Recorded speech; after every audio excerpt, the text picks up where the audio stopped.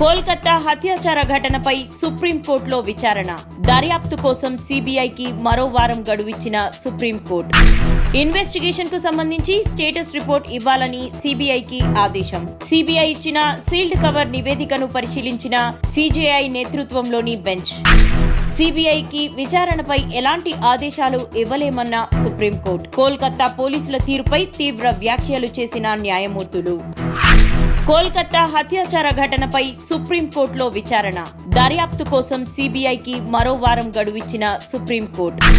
Investigation కు సంబంధించి status report ఇవ్వాలని సీబీఐకి ఆదేశం. సీబీఐ ఇచ్చిన సీల్డ్ కవర్ నివేదికను పరిశీలించిన సీజేఐ నేతృత్వంలోని బెంచ్.